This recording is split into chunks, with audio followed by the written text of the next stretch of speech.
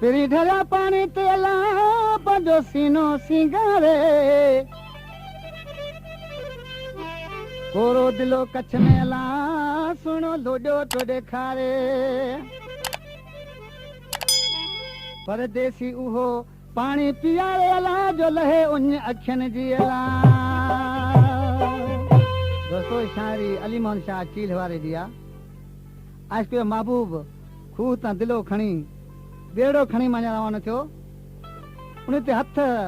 रखे रवानो थियो तां आशिक बीठो त हुन जे हथ में घड़ी भी बदल हुई ऐं जेका मथे नंढी घड़ी साफ़ हसीन सोहणी ॾिसी ऐं कहिड़ी हुनजी वखाण कयाई मूं ॾिठी महबूब जे अॼु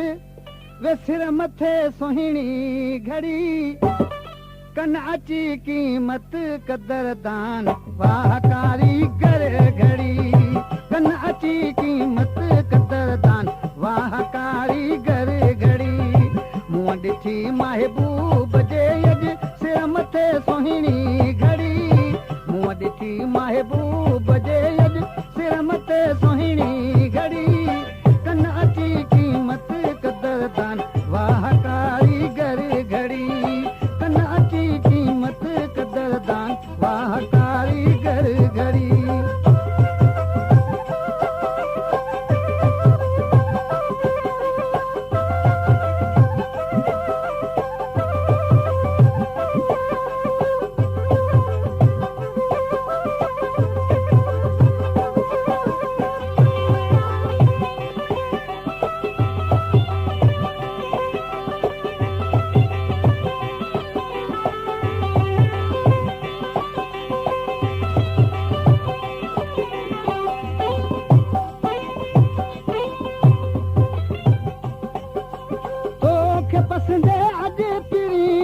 मुंहिंजो मन ख़ुशी थियो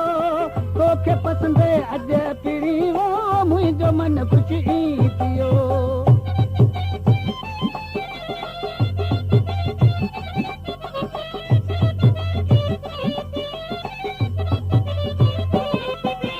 शुगल शादी शाद माना या के भाया शब घड़ी शुगल शादी शाद माना या के भाया शब घड़ी कन अची कीमत कदरदान वाह कारीगर घड़ी कन अची कीमत कदरदान वाह कारीगर घड़ी।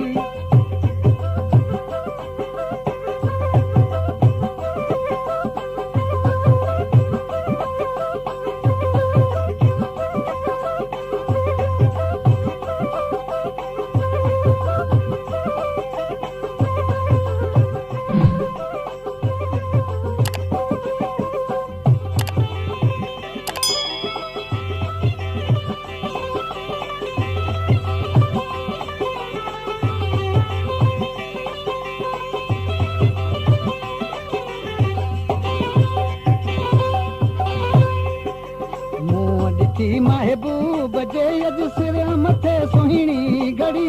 मूं ॾिठी महबूब जे अॼु सिर मथे सुहिणी घड़ी कन अची कीमत कदरदान वाह कारीगर घड़ी कन अची कीमत कदरदान वाह कारीगर घड़ी।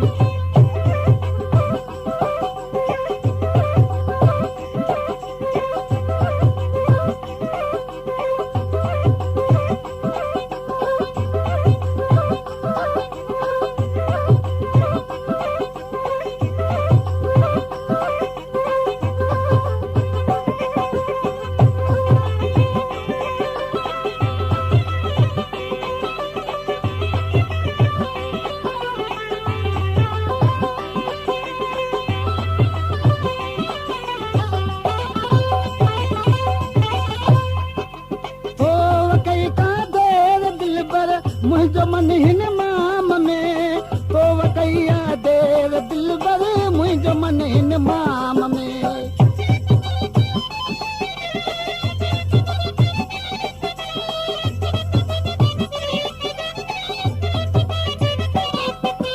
हिन टिकाणे टाइम तो हिजे लाड सां हर हर घड़ी हिन टिकाणे टाइम तो हिजे लाड सां हर हर घड़ी कन अची कीमत कदर धनवा कारीगर घड़ी कन्या अची कीमत कदर धनवा कारीगर घड़ी